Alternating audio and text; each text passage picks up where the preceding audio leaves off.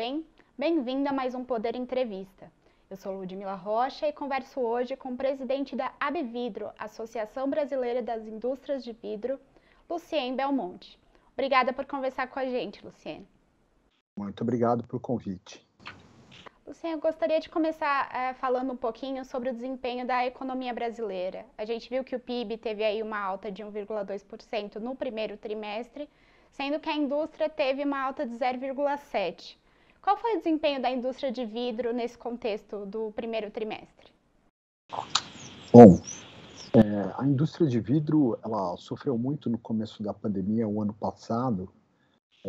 É uma indústria de processo contínuo, não pode parar os fornos, mas a gente reduziu no máximo que a gente pôde a produção e ficamos sem vender praticamente durante 2, 3 meses. Então, na volta do pico da crise da pandemia, aí as coisas começaram a ficar muito boas e muito positivas, e a indústria tem trabalhado desde então a plena carga. O senhor comentou aí que houve um período em que, na verdade, havia pouca demanda, né? Mas houve algumas empresas que reclamaram da falta de vidro, né? Empresas cervejeiras, em alguns momentos do final do ano, reclamaram da falta de insumo. Como que o senhor explica essa questão? É simples. O que aconteceu nos meses de abril e maio é que você teve você não teve pedidos. Então, o que a indústria fez? Ela trabalhava em loop, ou seja, ela chegava a produzir, quebrar o que ela produzia para voltar para o caco como forno, porque não tinha ninguém para comprar o produto. Tá? Então, você teve 2 meses da produção praticamente do ano passado que não aconteceram. Então, quando as pessoas voltaram a comprar final de maio, junho do ano passado, a demanda veio plena, só que aí tanto os clientes não tinham mais vidro no estoque deles, como nós não tínhamos mais estoque dentro das fábricas, porque ninguém tinha comprado. Então, isso explica esta parte do descasamento na garrafa, para a produção de garrafas. Mas o outro fato é que a produção brasileira, hoje, ela não atende à demanda total do mercado. Nos últimos anos, não houve ampliação de capacidade para acompanhar o crescimento do mercado e da opção do consumidor pelas garrafas long neck. E o que precisaria ser feito para ampliar essa capacidade de produção para atender o mercado interno? O que a gente precisaria é ter retorno sobre o capital investido.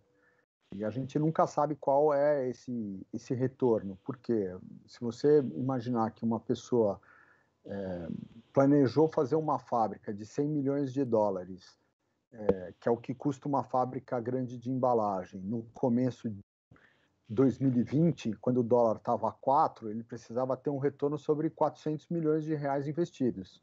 Esse retorno ele pulou no final do ano para quase 580. Como é que a gente diferencia? Sem contar as oscilações que a gente teve, que a gente está tendo, por exemplo, em insumos que são extremamente importantes para a gente, como é o caso do gás natural.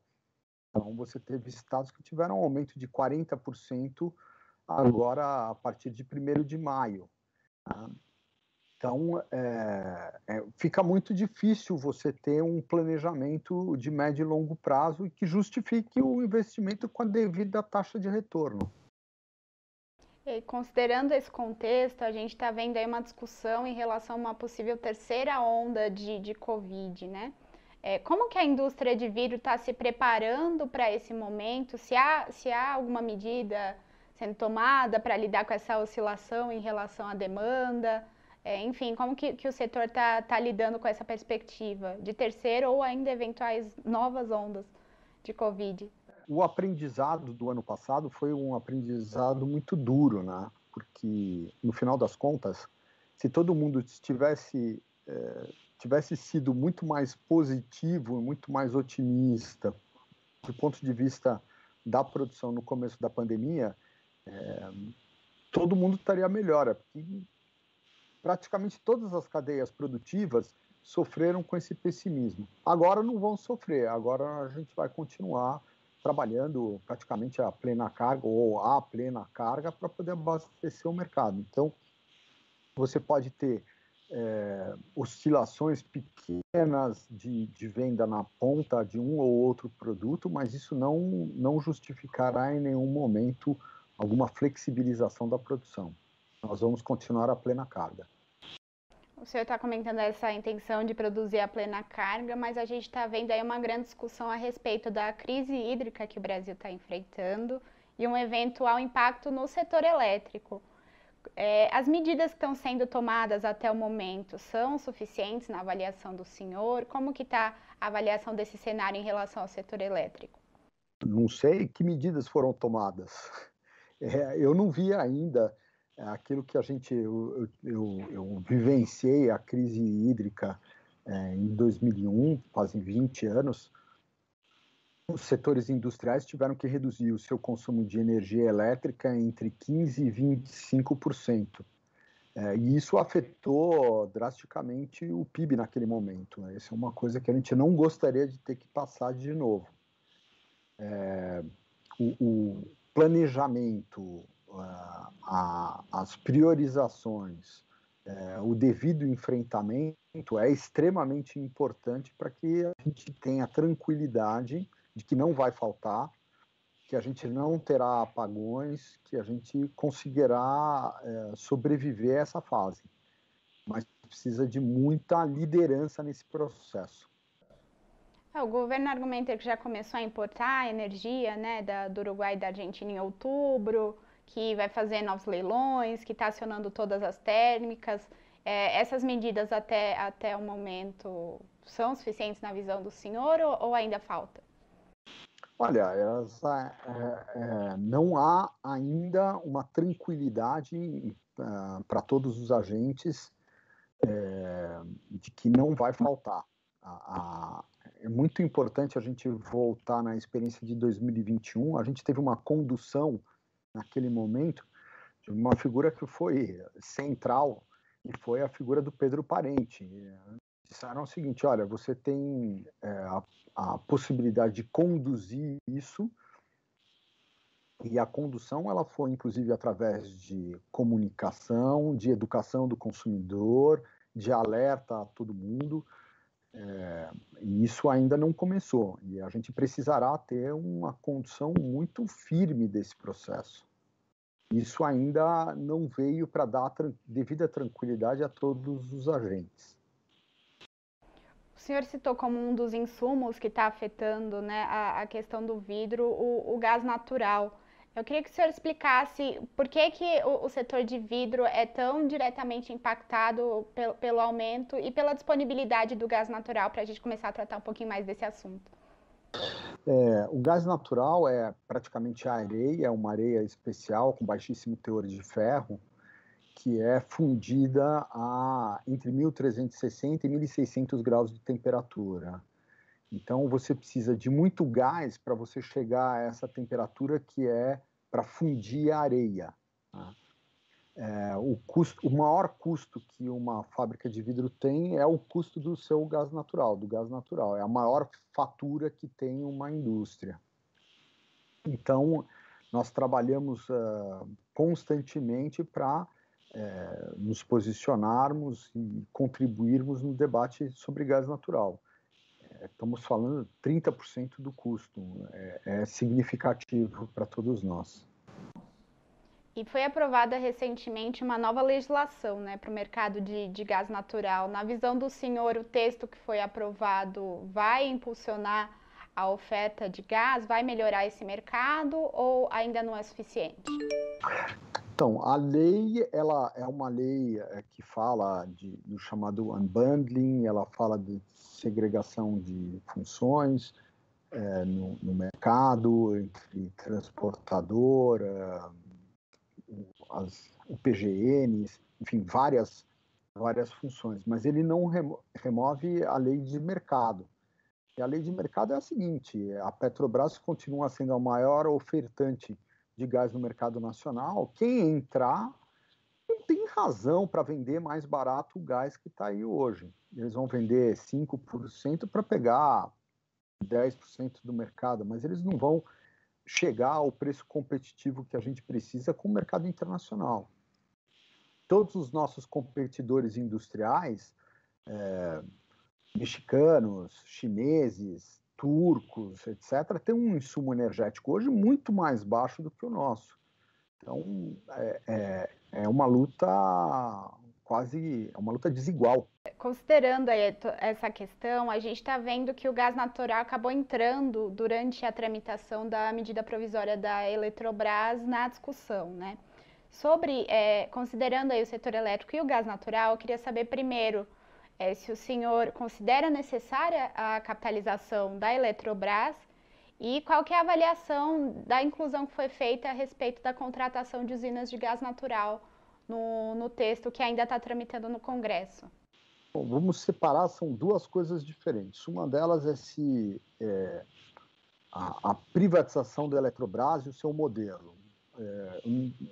Não vou tecer maiores comentários sobre isso, mas acredito que é muito importante a gente ter um processo de diminuição do tamanho do Estado e sua intervenção na economia. Então, desse ponto de vista, a gente é favorável à privatização da Eletrobras. Agora, o que foi feito na Câmara é um desastre para a economia, é uma violência, uma coisa inexplicável. E isso nós somos bastante contra. Todos os jabutis que foram enfiados na Câmara entendemos como uma coisa péssima para a economia como um todo. Primeiro, porque ela rompe a lógica da própria lei do gás, que foi aprovada há 60 dias, portanto, esse é um jabuti que tentou se enfiar na lei do gás, ele foi rejeitado no Senado da última vez. A gente já viu essa discussão desses jabutis na discussão da modernização do setor elétrico, na discussão do GSF. Então, não faz sentido o que foi aprovado na Câmara, nem do ponto de vista da segurança hídrica, nem do ponto de vista da segurança do sistema. É só algumas pessoas que vão, e uns poucos empresários que vão ganhar muito ao custo de todos os brasileiros ter que gastar dinheiro com isso. Há uma discussão, principalmente agora que se está falando bastante da segurança do sistema elétrico, de que seria necessário que houvessem sim mais térmicas, principalmente a gás, por ser menos poluente que o diesel, para garantir o funcionamento do sistema elétrico quando houver instabilidades nas fontes que são renováveis. O senhor, pelo que eu entendi até o momento, discorda dessa tese. Eu queria que você avançasse um pouquinho e explicasse o porquê. O que está colocado na medida provisória são térmicas que só entrariam em operação em 2026 ou 2027. A lógica dessas térmicas não tem nada a ver com segurança do sistema. Ninguém até agora colocou aquilo justificado. Se está no centro de carga. Agora, você tem que fazer um gasoduto de 800 quilômetros para colocar uma térmica que você vai ter que tirar o excedente daquela térmica através de transmissão de energia elétrica. Gente, não faz sentido. É um negócio que não tem a ver com gás, não tem a ver com energia, não beneficia o consumidor. Não faz sentido. Faz sentido o quê? O mercado regular isso daí. Você ter térmicas, por exemplo, tem a discussão de colocar térmicas a gás extremamente eficientes, por exemplo, em São Paulo. Poderia ser uma coisa que daria um pouco mais de segurança no sistema, porque vai desobrigar outras regiões. Faz sentido você colocar uma térmica, por exemplo, dentro do Hospital das Clínicas em São Paulo. Faz sentido você colocar uma térmica em Teresina? Quantos quilômetros você vai ter que levar de gasoduto de linhão para Teresina? Que benefício que vai ter? Não tem lógica. O mercado vai fazer isso daí, vai otimizar quais são as melhores fontes eólica, solar, térmica, hidráulica, enfim, tudo que tem à disposição hoje de alternativa e encontrar a melhor solução para a modicidade tarifária, dentro da melhor segurança do sistema. E não se faz isso por lei, se faz isso com planejamento e vai se dizer, olha, não é aqui, é ali, é aqui. Avançando ainda sobre essa questão do gás natural, a gente teve, né, a descoberta do pré-sal e vive aí um momento de transição energética. Então, a tendência no futuro é usar cada vez menos energias de origem fóssil. Nesse contexto todo, há alguma coisa em termos de legislação e regulação para incentivar a exploração do gás natural nesse contexto de transição energética? Ou o senhor acredita que apenas por meio da demanda feita pelo mercado isso pode ser explorado? É só a gente ver os investimentos, por exemplo, no Porto do Açu, no Rio de Janeiro, ou as próprias discussões de parques químicos no estado do Rio de Janeiro, onde você tem a Rota 1, a Rota 3 e a 4, que, enfim, vão potencializar onde você tem mais oportunidade, onde faz mais sentido você aproveitar isso. Então, por exemplo, no Porto do Açu, no Norte Fluminense, estão querendo fazer uma térmica que vai utilizar diretamente gás, do pré-sal e outros. Faz sentido você colocar lá. Assim como você tem hoje grande parte do parque hidroelétrico no estado do Rio de Janeiro. Por quê? Porque está ao lado do poço. É mais fácil você puxar o fio do que você puxar o gasoduto. Tá certo, Lucien. Muito obrigada por conversar com a gente. Obrigado a você. E obrigada a você que nos acompanhou até o fim. Se inscreva no nosso canal e até a próxima.